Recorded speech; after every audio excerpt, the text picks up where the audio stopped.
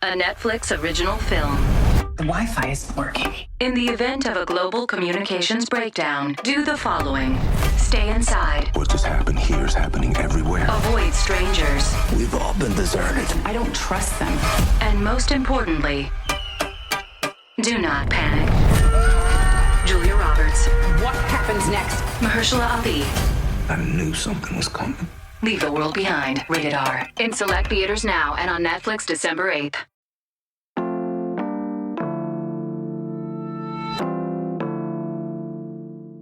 Today on CityCast Pittsburgh, we're still waiting on the state budget, and without it, community colleges are really feeling the heat.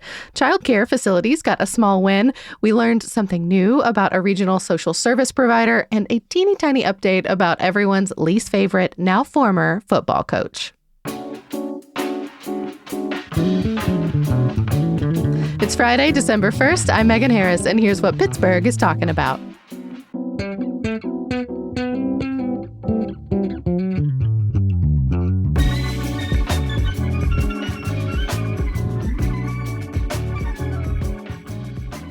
I'm with CityCast producer Sophia Lowe. Good morning. Hey, Megan. Happy Friday. Happy Friday. And our executive producer from Underneath a Blanket, Mary Lee Williams. You're really committed today. I am very committed. And hello, there is so much construction outside my house. That's Pittsburgh.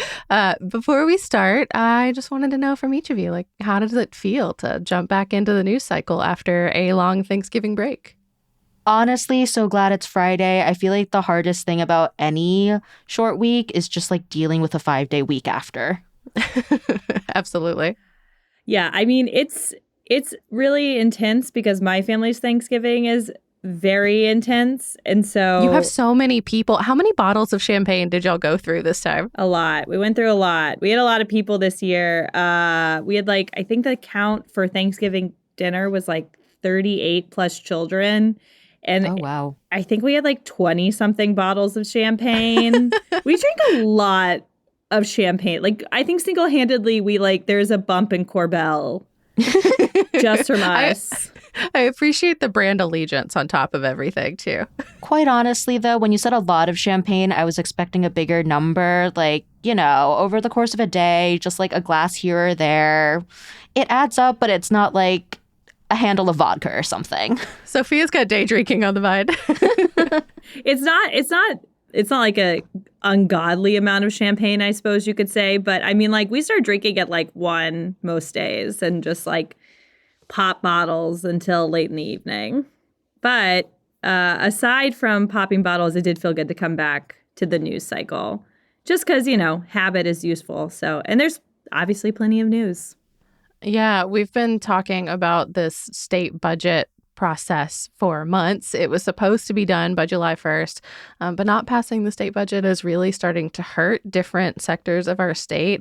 Today, we wanted to talk about community colleges. Governor Josh Shapiro has signed off on the state budget, but that's not all it needs to actually officially, finally pass. Yeah. We've mentioned this before, but there are these code bills that the state, House, and Senate need to pass to kind of direct the funding. And Spotlight PA did a really great article about how this impasse is impacting organizations across the state. Yeah, and in terms of how community colleges are feeling this pressure, the Trib did some really great reporting. We'll link that in our show notes, looking at the community colleges and the problems they're facing without getting this money. Spotlight PA reported that the last time community colleges received payments from the state was in June. So the way this works is these community colleges get money in quarterly payments, and if we don't get a finished budget by December, these institutions are on track to miss at least 2 payments just because of how slow this money gets doled out even after it's approved. And for context, the budget that Shapiro, our governor, signed had about $260 million allocated to go to community colleges across the state. It's a lot of money. So then what have community colleges across PA been doing this whole time? Yeah, a few different things. Some colleges have been taking or will need to take emergency funding measures. For example, The Community College of Beaver County has been using credit, and it's a pretty high interest rate. It's 7% for them. Yeah, there was a long list in the Trib. I don't know if y'all saw. Butler County Community College said that it's facing $25,000 in monthly interest payments, not principal, but interest. Westmoreland County Community College is looking at losing $85,000 a month if things don't change, which they said would totally negate the governor's budget increase this year. Like, that's just a wash for them because of the interest they've had to incur. But then, like, locally, we have the Community College of Allegheny County. We call it CCAC. How are things going for them? I'm nervous now. Yeah, I definitely think other people are too, but maybe not quite as bad of a situation as some of these other community colleges. The CCAC president was quoted in the Trib and said, CCAC has been able to sustain and meet its financial obligations during this period of time, ... However, if this persists, it will begin to have an impact that may require us to pursue some alternative funding to support us until we receive the state allocation. Boy, that is a long quote that doesn't actually mean anything to me. Like, I'm glad they're cool, but what the heck do you think alternative funding means? Like, we have a lot of philanthropy in this town. Does that mean that they would help CCAC? I mean, I hope they would, but I don't know. I don't know. I wonder if it's like another high interest paying loan too. Like, it seems like that's what these other colleges are turning to. I like that your brain went straight to incurring debt and my brain went straight to like, let's help people for charity. I feel like that's a real intense generational divide. I don't know. I mean, like, what I agree with you, Megan. I think like they're probably just keeping their cards close to the chest here. Is like they probably have several options on the table, but the question is like, which option is going to win the day? Or I suppose lose the day? I don't know. And a note, we really hope you'll care about this because when our community colleges suffer, so does our town, particularly when it comes to workforce training and filling important jobs like healthcare. So you can hear more about all that in one of our past episodes with public source reporter Emma Foltz. And we'll link that episode in our show notes.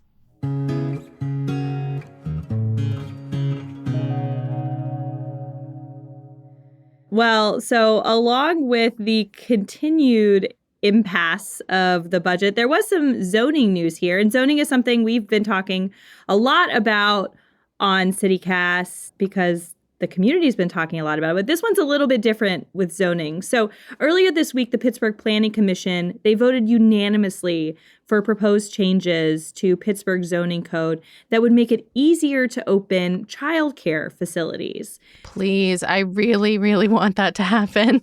Finally, a zoning win. Megan, I don't know which part of the city you're zoned in, so I don't want to get your hopes up just yet. But basically, so city councilors Bobby Wilson and Deb Gross, they put forward this legislation that would allow childcare centers to operate in areas zoned for single-family homes. And this one's also really important, it would eliminate the parking requirements.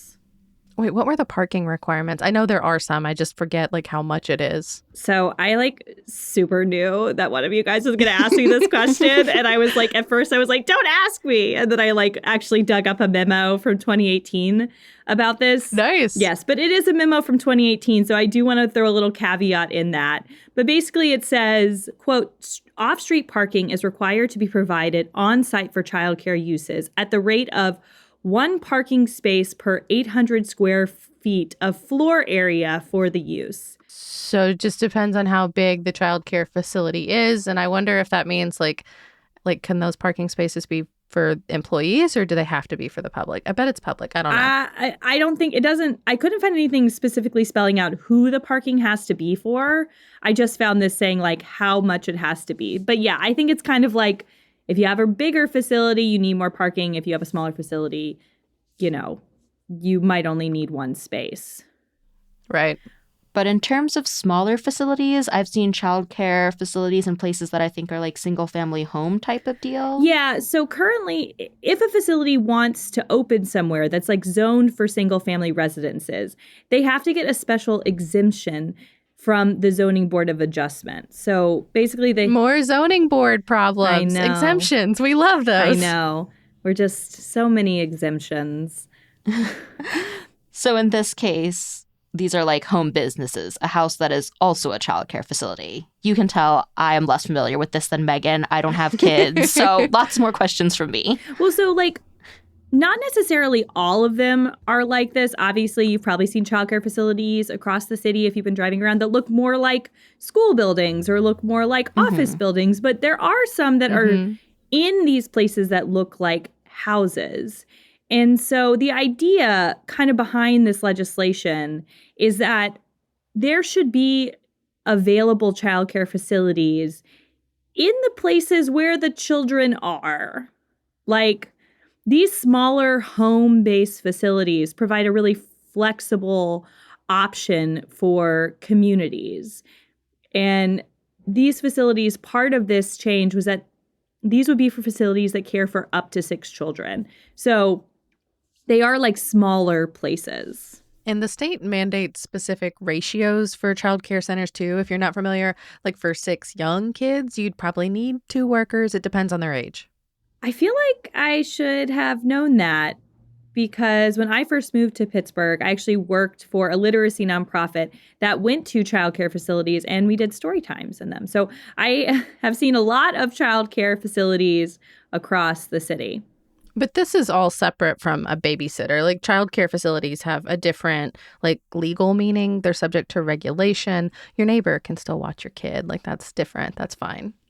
Oh, yeah, for sure. I mean, these are official places. These are somewhere where, you know, maybe it's down the road. There's somebody who used to be a childcare educator and they want to open up their home to kids and maybe make it a more like formalized facility. You saw that a lot is like neighbors who just kind of wanted to do this as well.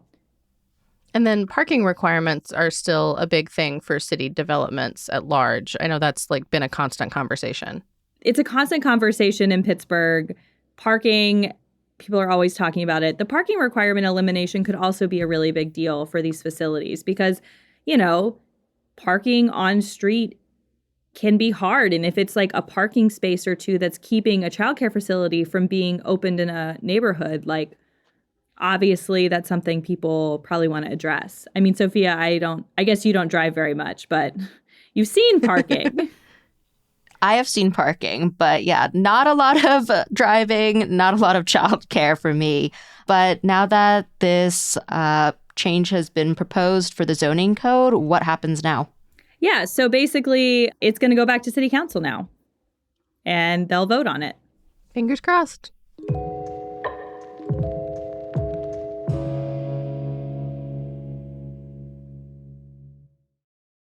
So there was another good story this week that we really wanted to talk about from Spotlight PA and WESA that digs into how opioid settlement money is supposed to expand syringe services around here. You will hopefully be hearing more about this from us in the coming days, but there was a couple lines in the piece that made me think about some reporting I did several years ago that actually relates to childcare centers. So places like this are for harm reduction, providing sterile medical supplies like syringes that make it less risky to inject drugs. And for a long time, there was something called the 1,500-foot rule that barred social or healthcare service workers that engaged in this kind of work from being within 1,500 feet of a school, a daycare, a playground, any kind of space like that. And it made it so hard for them to reach at-risk people. Like, they used to have this map that had bubbles for all of them, and like the spaces that were available to them were so super duper tiny in the city. It made it really hard to get people the supplies that they needed. Well, we heard you talking on the phone about this yesterday, so I hope there's been some good news and updates. Yeah, so we learned something. This 1,500-foot rule has been dropped from both the city a few years ago now and just a few months ago, the county as well.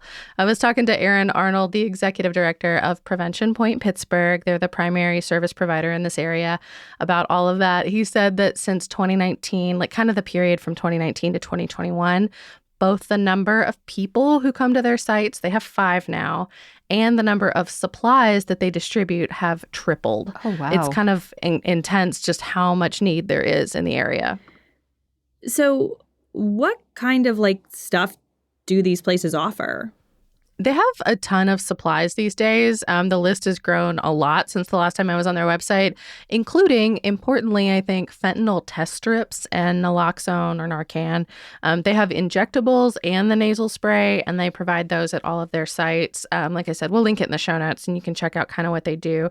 They also have a new anonymous Narcan mailing program that sounded really cool. So they'll send you naloxone for free. We'll put a link to that whole process in the show notes. I just thought it was a really interesting program and definitely innovative in this space. Yeah, and this WESA and Spotlight PA story is really great, and we're hoping to talk more about it soon. And one more update, something a little bit more fun, hopefully. We recently did a show on Steelers fans calling for Matt Canada to be fired. Steelers fans, the entire city, everyone at large, not even understanding the joke. And great timing for us, I guess, because he did actually get fired a couple hours after we dropped the episode. It was amazing. But since then, I haven't actually been keeping up with anything Steelers related. Megan, you're the person I ask for all my PGH sports updates, so catch me up. Curtsies. Yeah, we played the Bengals after he was fired. So only one game in since the news dropped. But the quarterback, Kenny Pickett, who our guests were talking about, he threw so many more yards. I forget what the exact numbers were, but it was something like 60 yards is kind of what he was like averaging or doing before Canada got fired. Canada, of course, is the offensive coordinator, so his boss. And this last game, he threw for 278 yards and had a 97.8 passer rating, which is so much better. Kenny was already he was one of the worst quarterbacks in the NFL by stats this year, but this game shows tremendous promise. I think the whole team managed to get around 400 offensive yards, which is the first time we have done that in 59 games, which was a whole quarterback ago. Big difference. Yes. The one thing that I thought was interesting is just what a renewed commitment this is to a second-year quarterback in Kenny. This is Pittsburgh. We don't like change. We had Terry Bradshaw for over a decade. We had Ben Roethlisberger for 2 decades. All of our Super Bowls have been under those 2 quarterbacks. Pittsburgh does not like to adjust things. So they really want Kenny to be here, to do well, and to hang out for a very, very, very long time. So not a sure thing, but a good sign.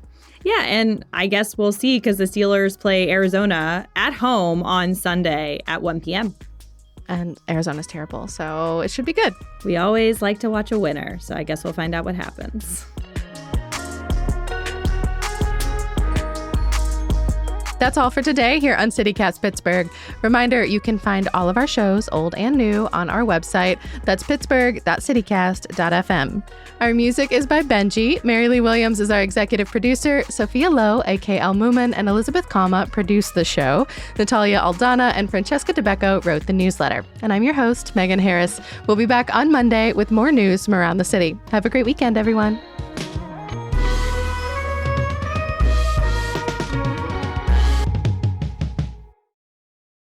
There we go. Hi. Little den. Little cozy I'm nook. in the stomach.